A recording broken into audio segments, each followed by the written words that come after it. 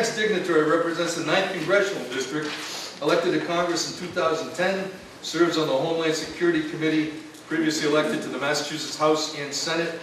He's no stranger to this courtroom because he served as a Norfolk County District Attorney for 10 years before being elected to Congress. And he has a pleasant task to perform today. Please welcome the Honorable William R. Keating, United States Congress.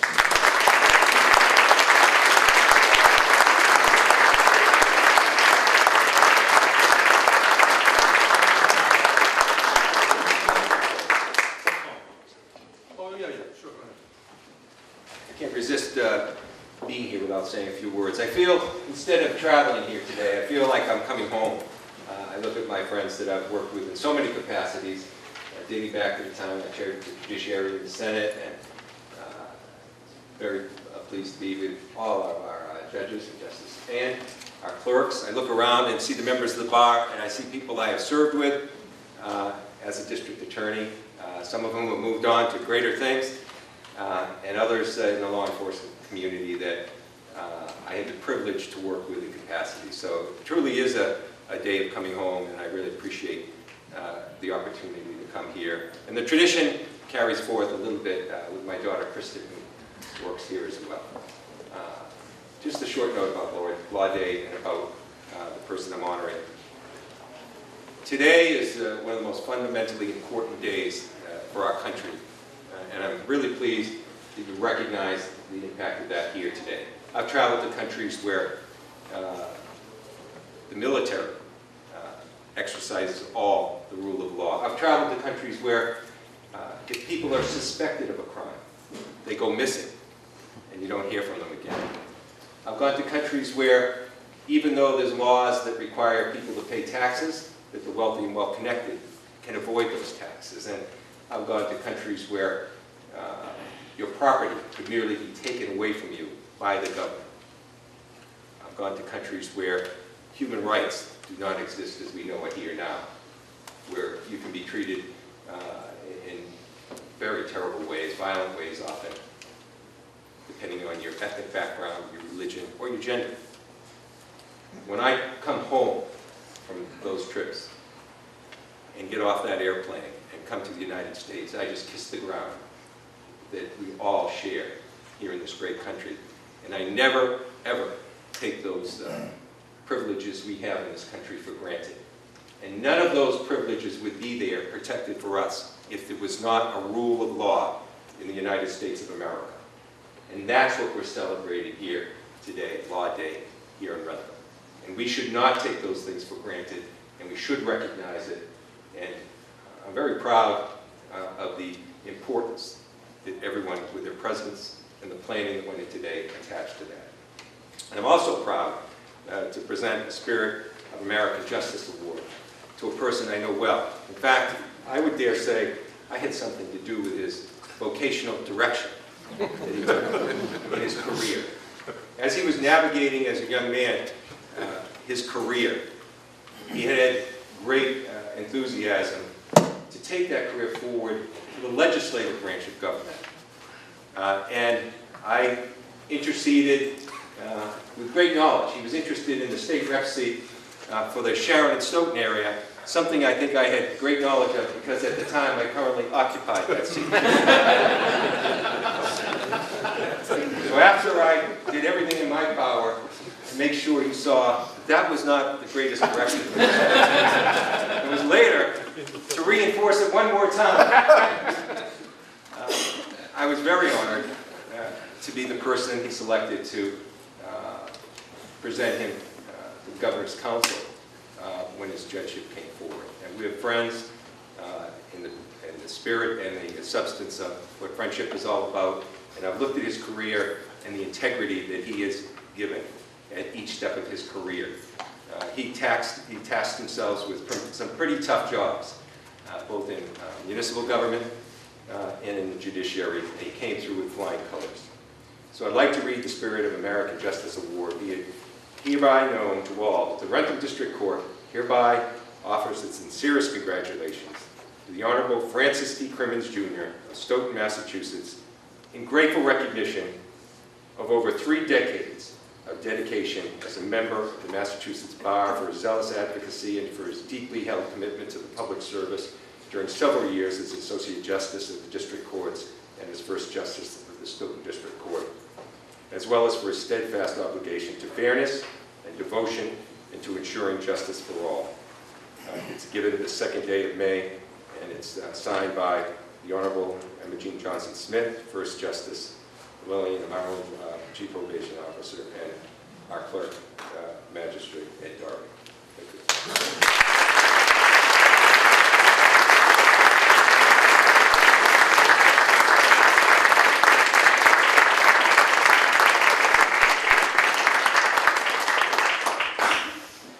Thank you very much, Congressman. And the Congressman is right, he had a very big impact in my career. The district was Stoughton and Sharon.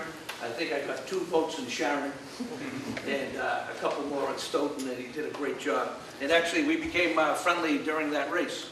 And over time, we got even friendlier, and at the time, I was privileged to get the nomination of Governor Weld to be a judge in the district court.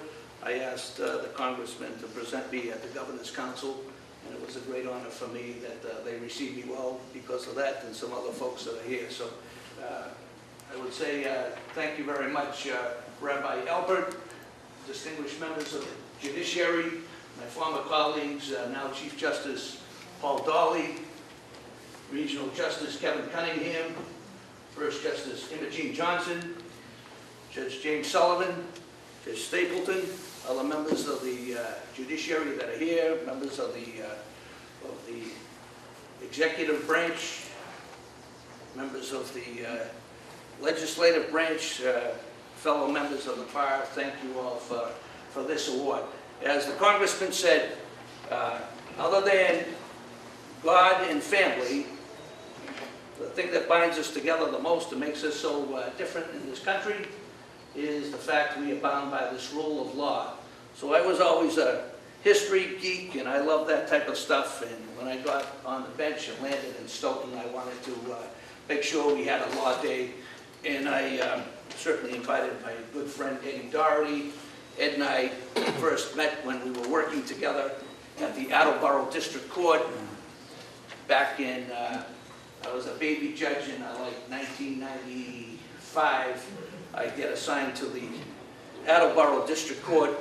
The only other guy in the building was Ed Doherty. You know, it was run by the other gender, and Ed and I worked together in the jury session and hit it off great. And he's just he's a great guy. And so Ed came to our law day, and when he came over here, he started a law day, and we had a pretty good law day in Stoughton.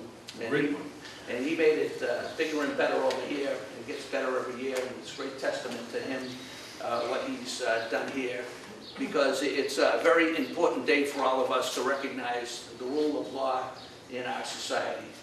Eddie and I used to get invited to talk to different groups. We'd see a lot of these groups with school-age kids, and we had occasion to always give them constitutions and things like that. And he is a great American, and he was a great American before 9/11.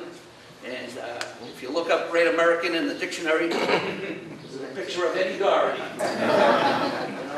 And we got a future great American, young Cattell, Matt Cattell, a future congressman. He's definitely just like his father, right? Didn't have to say too much. Got the job done, walked out with the victory. Just like his father. We learned that from his father, who was, I unfortunately went up against one time as a young lawyer on a domestic relations case, and that didn't go too well for my client, you know? That type of thing. But it's a privilege for me to be here. It's ironic in our. I'm going to be real quick. As Ed said, I don't want you to talk more than 20 minutes, right? So get comfortable and meet the person next to you. Introduce yourself, because I'm using all 20 minutes. I'm only kidding, but when you're in the court system, just about everybody in this court system has to take an oath. And we take an oath because it's very important to uphold the Constitution of the United States and uphold the Constitution of the Commonwealth of Massachusetts. And no one ever reads it. I mean, it's not taught. In the press of what you have to do for school, it's very ironic. So Senator Ross, when you run for office statewide or something like this, you should change the rule in education where, you know, when you get your first detention, you have to read like the Magna Carta. You know, that won't happen to you, Master Cataldo, because you're not the detention type of guy.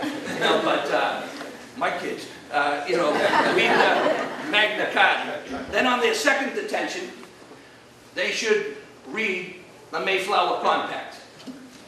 You know, because that stood for the principle of one person, one vote. That was the first time that gets introduced. Then the next time around, they should introduce, for your next detention, the Declaration of Independence. And then the next time around, like some people will say, what's Patriot State all about? And that thing, they think that's when Steve Groban threw that touchdown pass to Randy Vitaha, you know, stuff like that. And I see Mr. Brogan here today and stuff like that. They don't learn about that. They should learn about that. Then the next detention, you got to read about the Constitution. And then the next detention, people should, you know, say you get no more detentions if you can tell what year the Revolutionary War got over. You know, because people don't know that. Because they don't learn it, but it's important for us because we all do what that. You folks all do that. This is what this is why we're here. We all do important jobs. Lastly, I will say, this is my law day tie, by the way. I got this from the people I worked with at the Stoughton court, so I used to wear this for every law day. I got some folks over here from Stoughton, folks in my office, Gene Fleming, Jen Lamoureux. I see Christine Doherty, our official lawyer who runs Office Products, John Camerata, and the chief of police over there, Paul Shastany, all great Americans from Stoughton, Mass, right there. But anyway, my point is, where's my brother? Where did he go? Hey, my brother Barry Crimmins, member of the bar, 344, no. The brother Barry over here from Stoughton has a law office. No, the point is, how am I doing for time? You know what used to happen here? When you were a new judge, Judge St. Cyr would be here. And they used to have these events at the stadium. And who did that, what was that thing? Pink Floyd. Remember that? Yeah. Pink Floyd. This is what it looked like the day after the Pink Floyd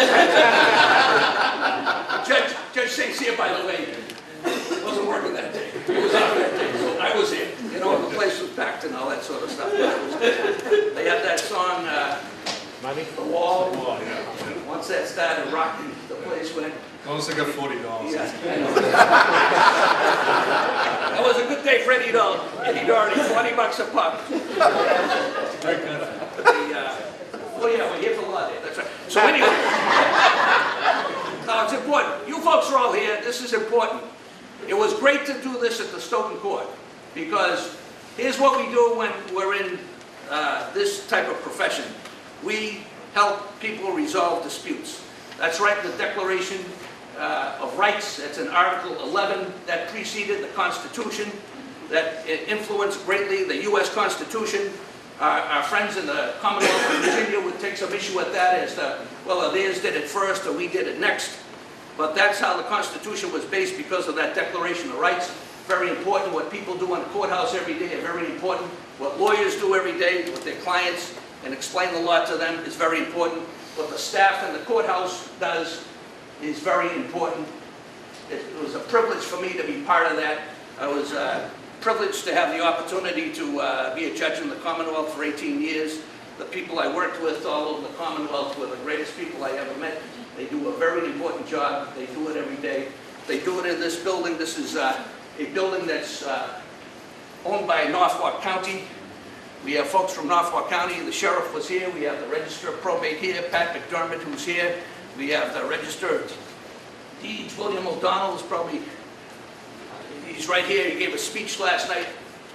Know what I do now? I'm not plugging for business. I do a lot of elder law. So Billy O'Donnell's there, giving a speech last night. Very good speech, by the way. It went over very well about the homestead stuff and effect on that. But the point is, law affects our life. This is very important what you do here. It's very important what everybody in law enforcement does. We wouldn't have the society we have, as the Congressman mentioned, without the rule of law. It's a privilege for me. It's a privilege for me to receive this award because I'm humbled by the fact it's given by Ed Doherty. Ed Doherty is everything that's right with America. You know, he's apple pie, you know, America. He's just a great, great guy. The folks I worked with on the bench, the greatest people around, including my Judge Sullivan's out of uniform here, right over here, but Judge Stapleton, but greatest people I ever worked with. And I am so glad that I lost that election to Congressman Keating. And when he becomes president, I want to be mentioned in his book. I helped him become president, okay?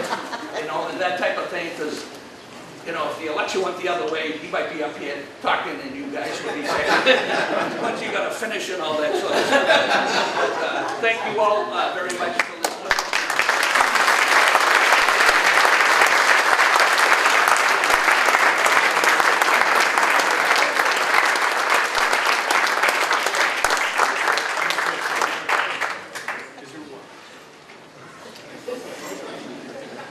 Thank you, Judge Crimmins.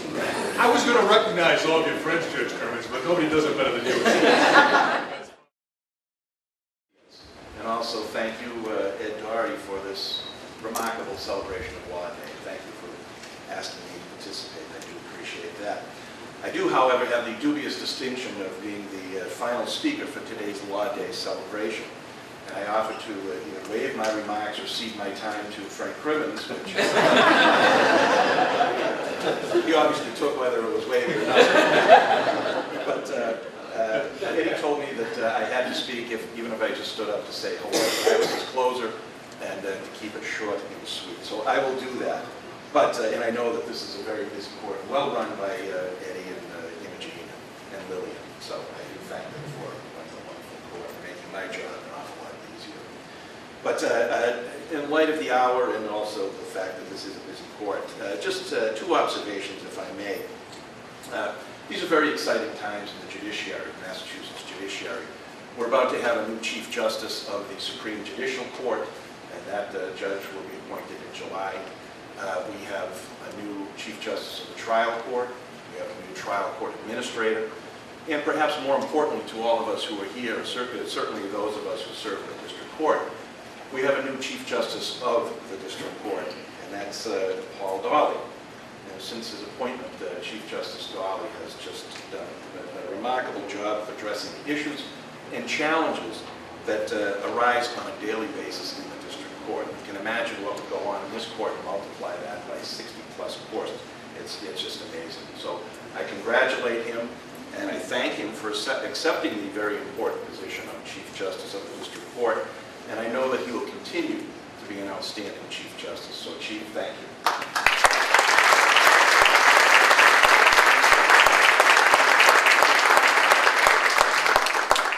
Again, just quickly, I could go on about two friends of mine, Congressman Keating and former Judge Crimmins.